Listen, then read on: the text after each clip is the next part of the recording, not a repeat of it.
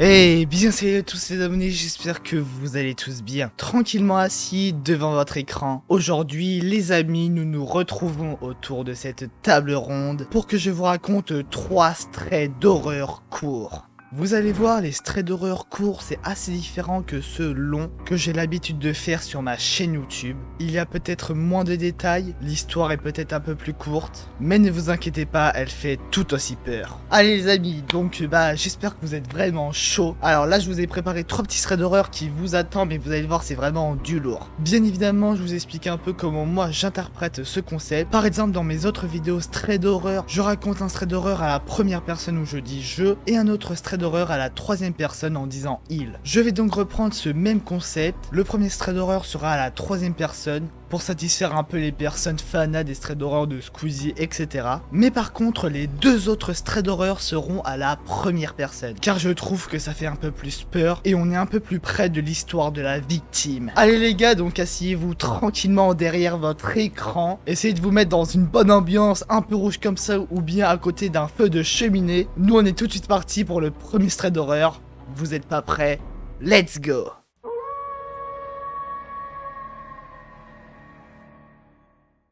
Ce soir-là, c'était une nuit sombre et brumeuse. Denise était en train de conduire. Elle avait des difficultés à rester éveillée et la route était mouillée. C'est alors que l'indicateur de la panne d'essence s'alluma. Il ne lui restait plus beaucoup d'essence et elle n'avait aucune idée d'où se situait l'autre ville pour reprendre de l'essence. Je pense que vous devez savoir que conduire en étant fatigué, c'est vraiment pas bien, qu'il faut prendre des pauses assez souvent. Et c'est ce que Denise veut faire. Juste au moment où elle a voulu s'arrêter sur une aire pour aller faire une petite sieste, elle entrevoit au loin une station d'essence. Elle continue donc sa route et s'y arrête. Le commis arrive, lui met l'essence, mais il semble assez discret par l'arrière de sa voiture lorsqu'il fait le plein. Puis après avoir rangé l'essence, il lui demande d'ouvrir le capot, parce qu'il flaire un problème. C'est alors que le cœur de Denise fit 3 tours. Elle regarda autour d'elle et il n'y avait pas d'autres clients.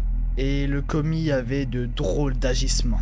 Après aucune réponse, le commis s'avance vers sa fenêtre et lui demande de sortir de la voiture pour aller voir le moteur. Denise, un peu perplexe, s'exécute et se dit que le moteur a peut-être un problème avec l'essence, etc. Elle ouvre donc la portière, va devant la voiture et c'est alors qu'elle est à côté du commis. Et d'un coup, il l'attrapa par le bras et il lui dit « Cette voiture a besoin d'une remorqueuse, vous devez venir avec moi au bureau. » Puis il lui mit la main sur la bouche et l'entraîne de force. Denise était vraiment en panique. Puis une fois arrivé et enfermé dans le bureau du commis, il lui dit assez doucement « Il y a un homme couché sur le siège arrière de votre voiture. Vous devriez appeler la police. » Waouh, mais qu'est-ce qu'il vient faire là? C'est alors que Denise était vraiment apeurée. Déjà d'une part que le commis avait des agissements bizarres et qu'il avait emmené de force dans son bureau et enfermé. Elle était vraiment apeurée, elle ne savait plus quoi faire. Elle lui arracha les clés de la main, ouvrit la porte, les jeta par terre et courra vite vers sa voiture. Elle s'y enferma et elle était saine et sauve. Le commis était resté dans son bureau et ne l'avait pas poursuivi. Elle reprit son souffle et ses émotions. Elle se dit que le commis était vraiment très bizarre. Elle était prête à démarrer sans même aller le payer. C'est alors qu'elle démarra et commença à rouler. Elle n'avait donc pas pris de pause, elle était assez fatiguée, mais elle s'est dit qu'elle allait prendre une pause dans la prochaine aire, et surtout pas à côté de ce commis assez bizarre. Elle roule donc et se posait des questions s'il y avait vraiment quelqu'un derrière. Elle jeta donc un coup d'œil dans son rétroviseur et vit une personne avec une capuche et qui brandissait une hache. Et là, il était trop tard. L'homme derrière était prêt à agir. Le dernier acte de Denise était un coup de volant.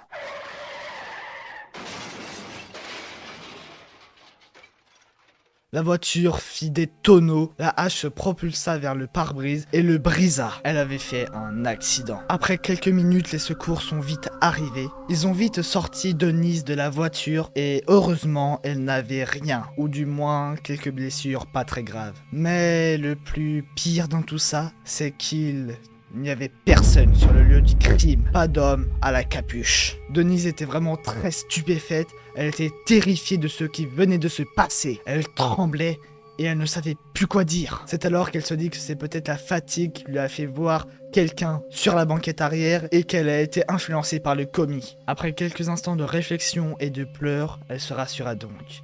Mais quand un pompier lui amena une hache et lui dit qu'ils avaient retrouvé ça dans la voiture, elle resta bouche bée. Waouh, waouh, waouh, waouh. Non mais vraiment, c'est un truc de malade. Alors je résume vite fait, en gros on a Denise qui s'arrête sur une aire d'autoroute pour aller chercher de l'essence. Il y a un commis assez bizarre qui lui dit qu'il y a quelqu'un dans la voiture. Le commis prend de force Denise et l'emmène dans son bureau. Il lui dit qu'il y a quelqu'un dans sa voiture. Elle repart vite fait dans sa voiture, ne le croit pas.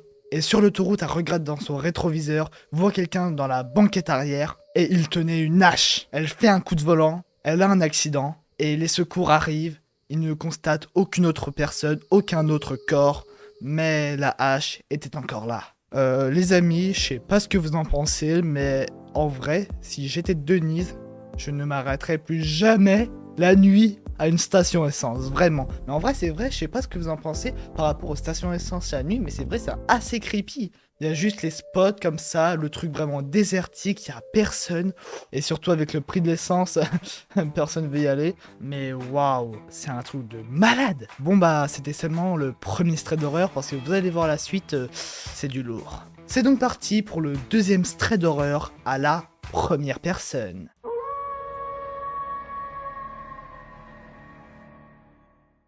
Hey, salut, c'est DST. Oh, les amis, DST. J'espère que vous vous en rappelez. C'est tout simplement la même personne qui était dans mon autre extrait d'horreur. Je vous mets la vidéo juste ici, les amis. Avec DST, bien sûr, on va l'appeler Dusty, c'est un peu plus facile. Le vrai nom s'affiche juste ici. Et aussi, personne ne m'a envoyé de vocal Instagram pour savoir comment ça se prononce. Donc moi, si je refais une vidéo là, bah je sais pas comment ça se prononce. Donc vraiment, les amis SVP, envoyez-moi un vocal. Et pour les gens qui ne connaissent pas DST, ces histoires sont vraiment très bien racontées. Et elles ne sont pas du tout paranormal, donc ne vous inquiétez pas sur ce point-là. Salut, c'est donc moi, DST. Je viens vous raconter un événement qui s'est passé lors de mes 8 ans. À l'heure où je vous écris cette histoire, je suis adulte. Pour commencer, lors de mes 8 ans, je me suis fait une rupture des ligaments à cause des rollers. J'étais tout simplement tombé comme une crêpe parce que je savais pas vraiment en faire, et je me suis fait cette blessure. J'ai donc eu un plâtre pendant environ 4 mois. Et c'était assez dur pour un enfant. Surtout que je passais mes récrés à l'infirmerie tandis que les autres enfants s'amusaient sans moi. Donc mon histoire se passe lorsque j'avais encore mon plâtre. Mon école se trouvait en face du trottoir de la cité où j'habitais. On passe la grille, on marche un peu, on traverse la route et on trouve assez rapidement la grille de mon école primaire. Et à côté de cette école, il y avait 2 écoles maternelles. Et d'habitude, je fais ce petit chemin avec ma sœur et ma voisine. Mais là, je ne sais pas pourquoi, j'étais seul. Ou alors mes sœurs étaient un peu plus loin, enfin, je ne m'en souviens plus. Il me semble qu'à cause de mon plâtre, je marchais avec des béquilles. Enfin, je fais ce que je peux pour arriver à l'heure. Et alors que j'allais traverser la route qui séparait ma cité et l'école, une voiture s'arrête. La vitre se baisse et un homme me fixa. Je me méfie donc de lui comme m'avaient appris mes parents. Je voulais donc trouver un autre passage piéton pour traverser, mais le mec me cria « Attends !» Il me voit m'arrêter et continua « Je vais te ramener chez toi, tu dois avoir mal avec tes béquilles. » Et à ce moment-là, c'était un peu bizarre, j'avais une sorte d'intuition qui me disait de partir. Je commençais à trembler, à l'intérieur de moi, j'avais vraiment envie de partir en courant. J'ai essayé de l'ignorer, j'ai continué mon chemin. Mais l'homme se gara et sortit de sa voiture. Comme je ne marchais pas très vite, il me rattrapa, se mit devant moi et me disa d'une voix douce « Mais pourquoi tu as peur? Je vais pas te manger, je ne mange pas les enfants moi, je veux juste t'aider. » C'est alors qu'il m'a pris le poignet. J'essaya d'enlever son poignet, c'était assez compliqué, puis soudain j'ai tiré et sa main s'est décrochée. Je ne savais pas pourquoi ça a été aussi facile, et quand je l'ai regardé, il ne me regardait plus. Il regardait sur le côté vers le trottoir à côté de la cité. Il grogna, partit et monta dans sa voiture. Et c'est là que je vis ma voisine, avec elle où je vais souvent à l'école, qui courait vers moi. Elle me prit dans ses bras et me demande si je vais bien. Et je ne sais pas pourquoi j'ai menti, mais je lui ai dit que ce monsieur cherchait juste son chemin. Encore à l'heure d'aujourd'hui, je ne comprends pas pourquoi je lui ai dit la vérité, que ce monsieur voulait m'emmener dans sa voiture. Et aujourd'hui, je pense que j'ai échappé à quelque chose de très grave. Et depuis ce jour-là, il n'y a plus ce genre de choses. Et voilà, je vous ai raconté ma petite expérience. Qu'en pensez-vous, nous dit Dusty. Et comme je suis en train de regarder, il nous fait de gros bisous. Et il nous dit bye bye les gens, force à vous, force aux personnes qui vivent des expériences comme celle-là. Des traits d'horreur quoi. Voilà notre Dusty, toujours aussi romantique. Voilà, pour la morale de l'histoire, ne faites vraiment confiance à personne. Essayez d'être au moins accompagné, surtout si vous êtes assez jeune pour aller à l'école, surtout si vous habitez dans la cité. Parce que malheureusement, il y a beaucoup de personnes malveillantes qui ont de mauvaises intentions et qui s'attaquent surtout aux personnes vulnérables, aux enfants, aux personnes seules. Et le côté horrifique dans cette histoire, c'est je pense surtout cette expérience, ce qui a pu en découler parce que je pense qu'il n'a plus jamais voulu aller seul à son école et qu'il a dû vraiment être traumatisé. Voilà, cette expérience n'est pas vraiment paranormale, c'est un peu comme celle de Denise. On peut dire qu'ils ont vraiment eu de la chance d'échapper à ces horreurs et que s'ils se seraient fait attraper, je pense qu'ils ne nous auraient pas fait partager cette expérience. Je pense même pas s'ils seraient encore vivants. Voilà les amis pour les 2 premiers traits d'horreur. Je vous raconte donc la dernière histoire de cette vidéo. Vous allez voir, celle-ci n'est pas vraiment paranormale, mais il y a quand même un assez gros enjeu. Let's go!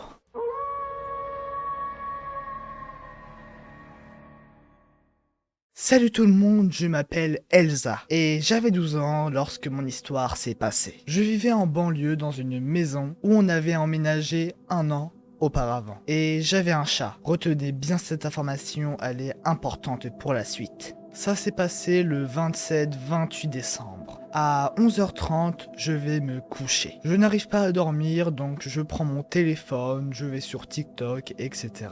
Mais au bout de 10 minutes, j'entends des bruits de métal qui tombent du comptoir de la salle de bain. Et tout le monde dormait, sauf moi. Je n'ose donc pas les réveiller, et en plus, la salle de bain était à côté de ma chambre. Je prends mon courage à 2 mains et je fais genre je vais aller boire de l'eau dans la salle de bain. Je vais au robinet, je bois un peu d'eau et je regarde seulement du coin de l'œil. Et je crois voir une personne. Je n'ai bien sûr pas allumé les lumières. Je fais comme si de rien n'était. Je me retourne et je revais dans ma chambre me coucher. Et sur le chemin, j'entends des bruits de métal venant de la cuisine cette fois. Je fis donc plusieurs allers-retours pour faire semblant de boire et essayer de voir un peu mieux s'il y avait vraiment une personne du coin de mon œil. Enfin, vous voyez, vous faites semblant de regarder quelque chose et après du coin de votre œil, vous pouvez voir aussi un tout petit peu, mais la personne ne voit pas. Mais en gros, c'est un peu plus discret de directement regarder la personne de face. Je commençais à devenir paniqué et je pensais qu'il y avait vraiment une personne dans ma maison. Je suis allé au bord de ma fenêtre, j'ai regardé dans la rue et il y avait une voiture garée devant chez moi. Après je me suis dit que c'était normal, qu'il n'y avait pas beaucoup de place dans la rue et que ça arrivait souvent. Je retourne donc me coucher après avoir environ 1 heure entendu des bruits venant de la cuisine, de la salle de bain, etc. Je ne dormais pas, j'avais les yeux fermés, mais j'écoutais les bruits. Et c'est là ma phobie. J'ai vu un homme dans le cadre de ma porte. J'avais un œil ouvert, mais elle ne le voyait pas. J'ai donc hurlé pour réveiller mes parents, et l'homme étonné recula. J'ai donc couru vers la porte en la barricadant, et lorsque l'homme réalisa que mes parents étaient réveillés, il me hurla dessus.